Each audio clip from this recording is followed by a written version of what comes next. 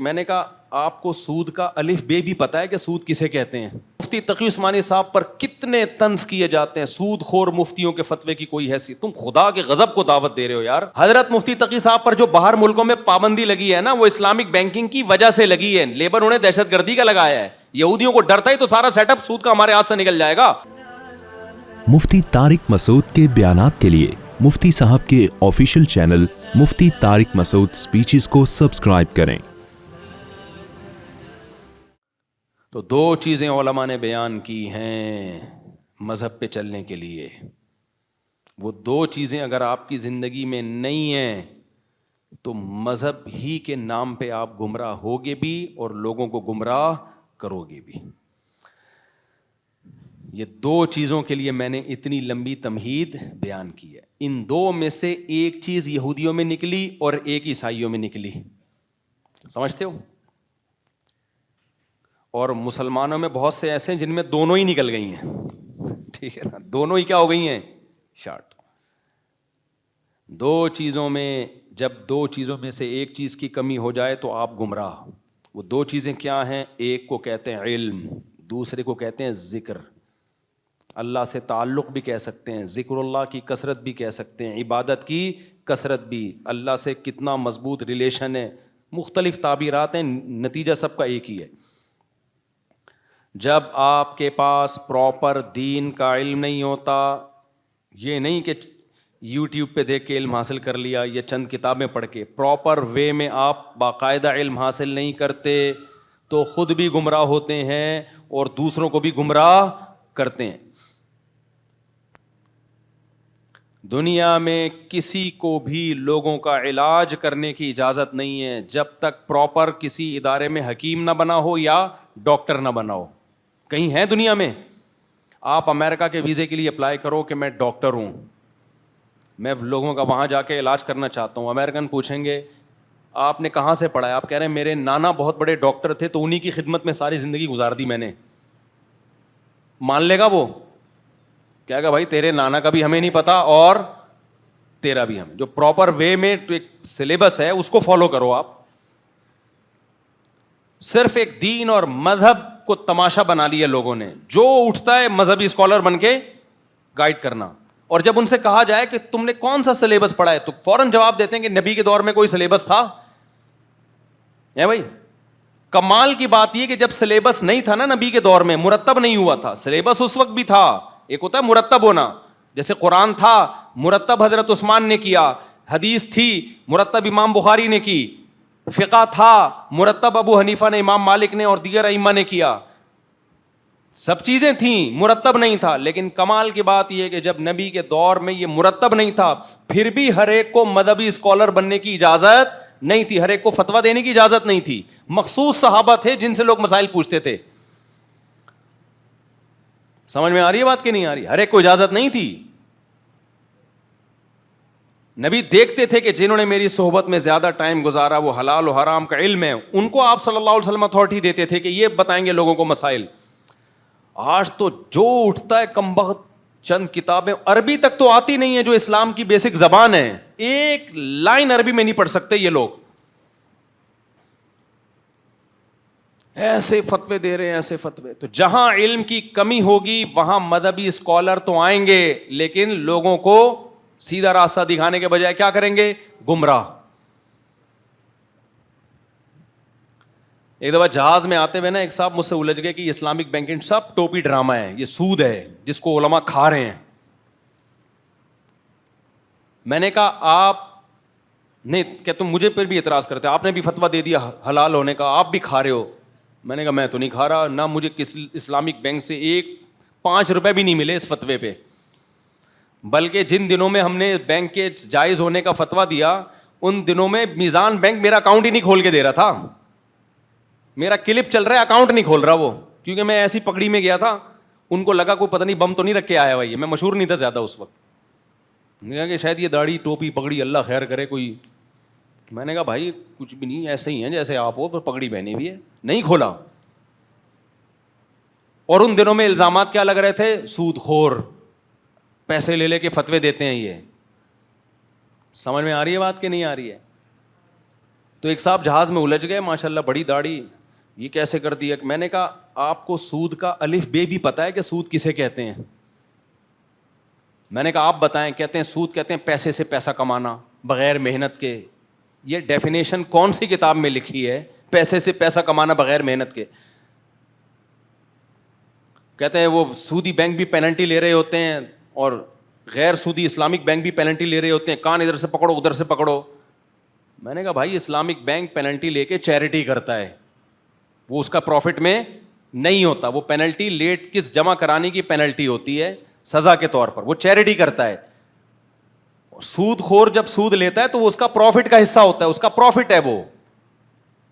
تو کہنے لگے کان ادھر سے پکڑو ادھر سے پکڑو. میں نے کہا کمال کی بات ہے, چیریٹی کر رہا ہے وہ, کروڑوں روپے. کہتے ہیں یہ سب ڈرامہ ہے, کوئی چیریٹی نہیں ہو رہی. میں نے کہا آپ نے جا کے دیکھا ہے سسٹم کو, پڑھا ہے؟ آپ یہ بولو کہ مجھے نہیں پتا. سمجھ میں آ رہی ہے بات؟ ہر چیز میں ٹانگ اڑانے کی آپ کو ضرورت نہیں ہے.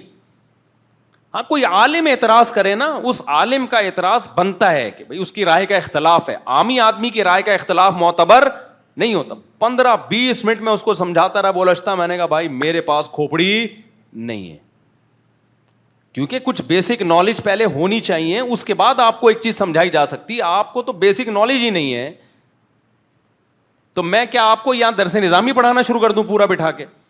صبح و شام لوگ الجھتے ہیں. ایک دفعہ کسی تقریب میں بیٹھے تھے, ایک بقرات اور افلاطون آ گئے ہم سے بات کرنے کے لیے نا. افلاطون کہنے لگے آپ طلاقوں کے فتوے دیتے ہو. میں نے طلاق پر ایک کتاب لکھی ہے بڑی زبردست, قرآن و سنت سے نکالا ہے میں نے نا, کہ یہ طلاق کا سیٹ اپ ہی جو مولویوں نے چلایا ہوا ہے پورا کانسیپٹ ہی غلط ہے, پورا کانسیپٹ ہی قرآن و سنت کے خلاف ہے. آپ ایک دفعہ پڑھیے گا ضرور اس کو. میں نے کہا بس کر دے بس, 1400 سال ہو گئے ہیں امت کو قرآن و سنت پہ چلتے ہوئے, تو کوئی نئی چیز لایا مارکیٹ میں؟ اور میں نے کہا یہ جو آپ کہہ رہے ہو نا علماء کا, طلاق کی آیتیں پورا الحمد سے لے کے والناس تک قرآن ہم نے ایک ایک زبر زیر پیش کے ساتھ پڑھا بھی ہے اور سمجھا بھی ہے. پھر ایک تفسیر نہیں, ایک ایک آیت میں درجنوں تفاسیر. پھر ہمیں خود عربی آتی بھی ہے الحمدللہ. پھر اس سے متعلق جو احادیث ہیں وہ بھی دیکھی ہیں, پھر صحابہ کے فتوے بھی دیکھیں. اس کے بعد جا کے ہم نے فتویٰ دیا ہے کہ طلاق کیسے ہوتی ہے کہ نہیں ہوتی. تم نے کیا پڑھا ہے؟ میں نے کہا تجھے عربی آتی ہے؟ پہلے کہہ رہے نہیں عربی نہیں آتی, میں نے ریسرچ بہت ہے. قرآن تو عربی میں میرے بھائی, تو نے پتہ نہیں کس کا ترجمہ پڑھ کے کون سی ریسرچ کر لی ہے. تو پہلی چیز پراپر علم. سمجھ میں آ رہی ہے بات کہ نہیں آ رہی؟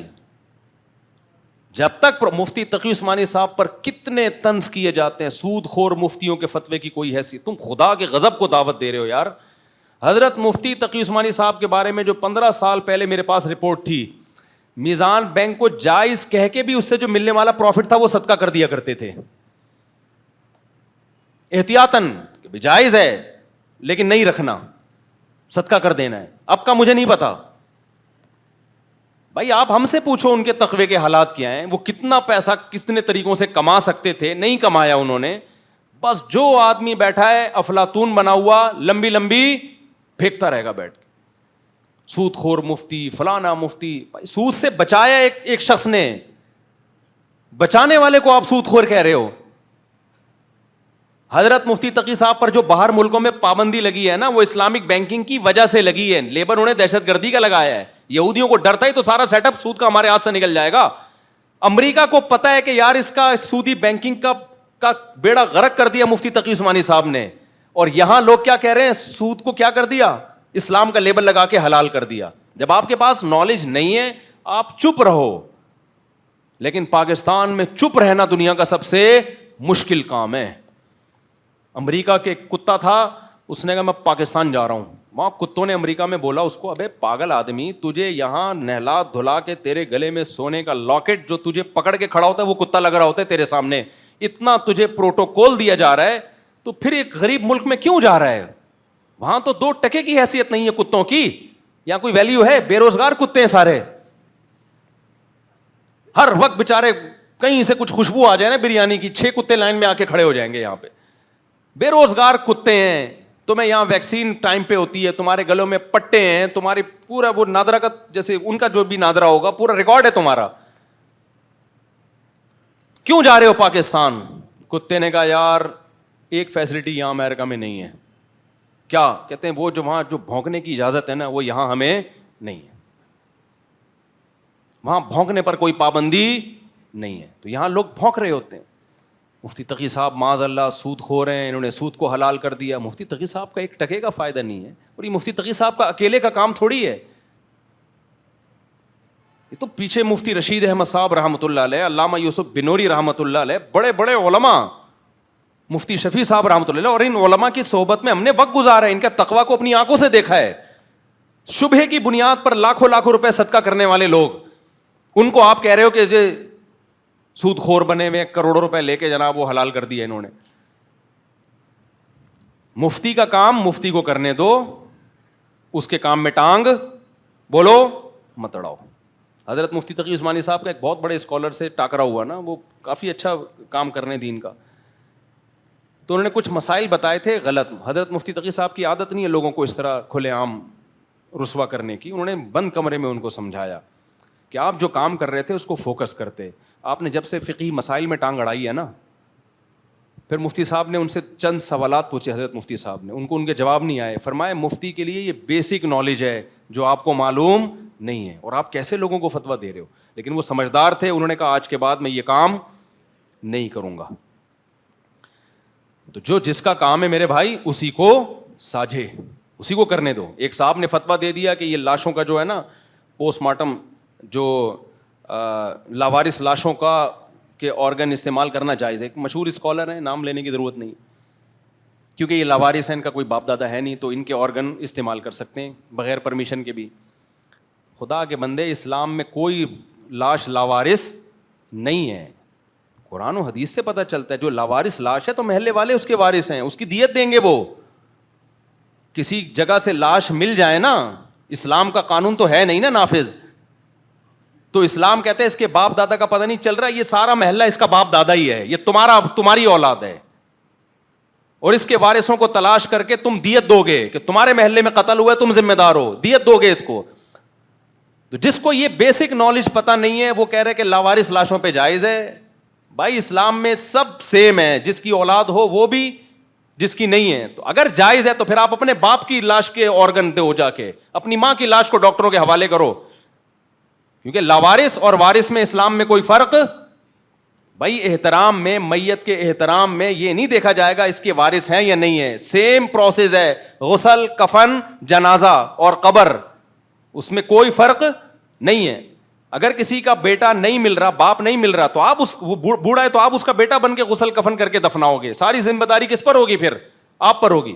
تو اگر یہ جائز ہے, گردے پھیپھڑے کلیجے جو ڈاکٹر نکال کے لے جاتے ہیں, پھر اپنے باپ کے لیے بھی فتویٰ دو کہ میرے باپ کی لاش سے بھی نکالنا جائز ہے, میری ماں کی لاش سے بھی نکالنا جائز ہے. وہ اسکالر کہہ رہے نہیں ہمارے ماں باپ سے جائز نہیں ہے, لاوارث لاشوں سے جائز ہے. واہ واہ واہ واہ. جس بیچارے کا کوئی مل نہیں رہا اس کے گردے پھیپھڑے کلیجے لے جا کے کیا کر دو, ڈاکٹروں کے حوالے کر دو, اور تم اپنی ماں کو بڑے تقدس کی نگاہوں سے دیکھتے ہو, وہ جائز نہیں ہے. تو یہ چل رہا ہے مارکیٹ میں, سمجھتے ہو کہ نہیں سمجھتے؟ تو پہلی چیز ہے علم, بس بات کو سمیٹ رہا ہوں. پہلی چیز کیا ہے؟ وہ پراپر علم نہیں ہوگا, آپ کیا کرو گے؟ گمراہ. قرآن سے پتہ چلتا ہے عیسائیوں میں گمراہی کی ایک بہت بڑی وجہ علم نہ ہونا. دوسری چیز ذکر, تعلق مع اللہ. دنیا مسافر خانہ ہے, جنت کی لالچ, جہنم کا خوف, کثرت ذکر. جب اس مذہبی اسکالر کا اللہ سے رشتہ ہو گیا کمزور, علم کے باوجود وہ لوگوں کو مذہب کا منجن بیچے گا, وہ شہرت کا بھوکا ہو جائے گا. پھر وہ پہلے زمانے میں ایسا نہیں تھا کسی کو بھی ممبر پہ بٹھا دیا جائے. بھائی بڑے بڑے خانقاہوں میں نا بڑے مشقتیں کروائی جاتی تھیں. تبھی شعر ہے, آئینہ بنتا ہے رگڑے لاکھ جب کھاتا ہے دل, کچھ نہ پوچھو دل بڑی مشکل سے بن پاتا ہے دل. دل سے حسد, بغض, کینہ, دنیا کی محبت, شہرت کی محبت. بعض لوگ 4 آدمی ان کے ہاتھ پاؤں چومیں تو وہ اپنی اوقات بھول جاتے ہیں, شہرت کے بھوکے ہوتے ہیں, پیسوں کے بھوکے ہوتے ہیں.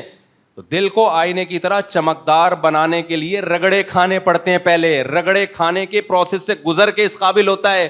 آج بہت سارے مذہبی اسکالر نہ کبھی کسی استاذ کے سامنے 2 زانوں بیٹھے, ایسا لگتا ہے پیدا ہوتے ہی کو پیر و مرشد تھے. یہ ان کی اماں نے کوئی کیپسول کھائے تھے ان کو مرشد بنانے کے, اور بچہ کیسا پیدا ہو گیا. وہی آداب والا لطیفہ یاد آ رہا ہے, سنا ہے؟ نہیں سنا میرا خیال. بھائی نئے نئے لوگ بھی آئے ہوئے ہیں نا, سائنسدانوں نے ایک دوا ایجاد کی, یہ آج کے اس پہ فٹ ہو رہا ہے نا, اس لیے میں دوبارہ ریپیٹ کر رہا ہوں. یہ جو میرا ٹاپک ہے نا اس پہ پورا پورا فٹ ہو رہا ہے. پیدائشی نیک, پیدائشی تربیت یافتہ کوئی نہیں ہوتا. آپ نے کس شیخ کی, کس بزرگ کی صحبت اٹھائی ہے, کس نے آپ کی تربیت کی ہے, کس نے آپ کو غلط باتوں پہ ڈانٹا ہے, صحیح بات پہ اپریشیٹ کیا ہے, یہ سب چیزیں ہونے کے بعد انسان نکھرتا ہے. کس نے آپ کو سزا دی تھی جب آپ غلطیاں کرتے تھے, یا آپ سے کبھی زندگی میں کوئی غلطیاں ہوئی نہیں, کوئی ڈانٹنے والا ہے ہی نہیں آپ کو. آپ کہہ سکتے ہو میرے ماں باپ نے ڈانٹا, ماں باپ کی تربیت کس نے کی تھی؟ یہ علماء کی صحبت صحبت صحبت, بزرگوں کی صحبت پر جو صدیوں سے لوگ زور لگاتے آئے ہیں, یہ بلا وجہ نہیں لگایا انہوں نے. حضرت مولانا طارق جمیل صاحب سے جو اللہ نے دین کی اتنی خدمت کی, وہ بتاتے ہیں بعض دفعہ میں نے حاجی عبد الوہاب صاحب کی اتنی ڈانٹیں کھائی ہیں, اتنے تانے سنے ہیں کہ اللہ نے مجھے ہی ظرف دیا تھا کہ وہ برداشت کرنے کا, ورنہ یہ برداشت کرنا آسان نہیں ہوتا. ناک پہ جس کے مکھی بیٹھی ہو کہ مجھے کوئی ڈانٹ نہیں سکتا, میرے خلاف کوئی بول نہیں سکتا, ایسے لوگوں کی اپنی تربیت نہیں ہوتی میرے بھائی, وہ دوسروں کی تربیت کیسے کریں گے؟ تبھی تو دیکھو نا جو آج کسی اسکالر کے بارے میں کرو کیسا ایک دم تپاور ریئیکشن آتا ہے ان کا. ابے تو اپنی اوقات بھول گیا کیا؟ دلائل کا جواب دلائل سے تمیز سے دے دو بھائی. تو تربیت ہو آپ کی, تربیت کا مطلب ظاہری ایٹیٹیوڈ نہیں, تربیت کا مطلب دل میں نہ لالچ ہو, نہ شہرت کی بھوک اور نہ دولت کی بھوک. یہ دو چیزیں برباد کرتی ہیں انسان کو, شہرت کی لالچ اور پیسوں کی لالچ. یہ جب کسی مذہبی اسکالر میں آئے گی تو علم کے باوجود لوگوں کو غلط گائیڈ کرے گا وہ. تو وہ میں جلدی سے لطیفہ سنا دوں. تو ایک سائنسدانوں نے دوا ایجاد کی کہ بھئی یہ جب حاملہ عورت کھائے گی تو بچہ کیسا پیدا ہوگا؟ با ادب. ایک خاتون پہ تجربہ کیا, 600 mg کا کیپسول کھلایا, بچہ پیدا ہوتے ہی آداب. سائنسدانوں نے کہا زبردست تجربہ ہو گیا, 4 کیپسول اکٹھے کھلا دو ایک عورت کو. جب ایک پہ اتنا تمیز ہے تو 4 میں کیا ہوگی؟ ہو سکتا ہے پیدا ہوتے ہی پریڈ کرنا شروع کر دے. تو جب کھلائی ہے اکٹھے 4 کیپسول تو بچہ پیدا ہی نہیں ہو رہا. بڑے پریشان ہو گئے بھائی, ڈیٹ اوپر ہو گئی, الٹرا ساؤنڈ کرایا, پتہ چلا 2 بچے ہیں, ایک دوسرے کو کہہ رہے پہلے آپ, وہ کہہ رہے نہیں پہلے آپ. اسی میں 1 ہفتہ ہو گیا. تو لطیفے میں تو ایسا ہوتا ہے, حقیقت کی دنیا میں ایسا نہیں ہوتا. تو اسی طرح میرے بھائی کوئی اگر مذہبی اسکالر کہتا ہے, آپ اس سے پوچھو آپ نے کس سے علم حاصل کیا, کس کے سامنے 2 زانوں بیٹھے, کس کی ڈانٹیں کھائیں, کس کی ماریں کھائیں, کون تھا جو آپ کو غلط باتوں پہ تنبیہ کرتا تھا, کون تھا جو آپ کو صحیح باتوں پہ اپریشیٹ اور وہ آپ کو صحیح گائیڈ کرتا ہے. تو اگر کہیں نہیں میں نے خود قرآن و حدیث سمجھا ہے, بھائی صحابہ نے خود نہیں سمجھا, ان کو نبی کی تربیت. عبداللہ بن مسعود کے شاگردوں نے ڈانٹیں کھائیں عبداللہ بن مسعود سے, اور ان کے شاگردوں نے اپنے بڑوں سے. تو کیا نیا آیا ہے مارکیٹ میں؟ تیری اماں نے کیا تمیز کے کیپسول کھائے تھے جو پیدا ہی حب جا اور حب مال سے تو پاک پیدا ہوا ہے؟ ہو سکتا ہے سائنسدانوں نے کوئی ایسے کیپسول بنا لی ہو جو ماں کھائے گی, بچے میں نہ حب جا ہوگی نہ حب مال. حب جا کہتے ہیں شہرت کا بھوکا اور مال کی لالچ سے پاک. ہو سکتا ہے اماں نے ایسے کیپسول کھا لی ہو, بتا دو بھائی ہم بانٹ دیتے ہیں فری میں یہاں. اور اگر ایسے کیپسول ایجاد نہیں ہوئے تو تمیز, ادب, دل سے دنیا کی محبت کا نکل جانا, اللہ کی محبت کے چشمے دل میں پھوٹنا, یہ علم سے نہیں ہوتا, یہ اہل اللہ کی صحبت سے ہوتا ہے. سمجھتے ہو گئے نہیں سمجھتے؟ علم سے نہیں ہوتا یہ. علم مرزا غلام احمد قادیانی کے پاس کم نہیں تھا, صحبت نہیں تھی. این ممکن ہے لوگ مثال دیں فلاں نے تو بزرگوں کی صحبت اٹھائی ہے, وہ تو پھر بھی انسان کا بچہ نہیں ہے. بھائی یہ پروسیس سے گزرنا ضروری ہے, اس کے بعد پھر انسان کی اپنی صلاحیت ہے. اتنا کافی نہیں ہے, خود بھی تو بننے کی کوشش کرے نا. بعض لوگ ساری زندگی اہل اللہ کی صحبت میں رہتے ہیں پھر بھی انسان کے بچے نہیں بنتے, اس لیے کہ وہ سیکھنے کی نیت سے رہتے ہی نہیں ہیں. صحیح سیکھنے کی نیت سے اہل اللہ کی صحبت کوئی اٹھائے گا. اہل اللہ سے میری مراد کیا ہے؟ جن کے دل میں خود بھی دنیا کی محبت نہ ہو, اللہ کی محبت سے ان کا دل بھرا ہوا ہو, اور وہ محبت ٹرانسفر کریں کہاں؟ پارسل کا ان کے پاس انتظام ہو. بعض دفعہ انسان اللہ والا ہوتا ہے, پارسل کا انتظام نہیں ہوتا, اس کی مجلس میں بیٹھ کے فائدہ نہیں ہوتا. تو ایسے اہل اللہ کی صحبت جس کے پاس اللہ کی محبت ٹرانسفر کرنے والی, ٹرانسفر یعنی پارسل کرنے کا انتظام ہو. برگر دکان سے خریدتے ہو, بعض دفعہ وہیں بیٹھ کے کھانا پڑتا ہے, وہ کہتے ہیں ہمارے پاس پارسل کا انتظام نہیں ہے. تو ایسے اہل اللہ کے پاس بیٹھنا جس میں خود تو بڑی نیک ہو, خود تو بہت نیک ہو, لیکن محبت پارسل نہ کر سکتا ہو, اس بزرگ کے پاس بیٹھنے کا فائدہ نہیں ہے. تو وہ بزرگ جو صالح بھی ہو اور مصلح بھی ہو, جب تک ان بزرگوں کی اہل اللہ کی صحبت میں انسان ٹائم نہیں گزارتا, اس کے دل میں یہ دو گندگیاں نہیں نکلتی, ایک دنیا کی لالچ اور ایک پیسوں کی لالچ اور شہرت کی لالچ. تو یہودیوں میں دو ٹیکنیکل فالٹ پیدا ہوئے جس کی وجہ سے علم کے باوجود انہیں لوگوں کو گمراہ کیا. تو میرے اور آپ پر یہ فرض ہے کہ ہم اپنے اندر سے ان گندگیوں کو صاف کریں, پھر ہمیں صحیح مذہب سمجھ میں آئے گا. اور یہ گندگیاں صاف ہوتی ہیں اللہ کے ذکر سے. تو نماز روزے میں دل لگاؤ انسان کے بچے بن کے, سمجھ رہے ہو.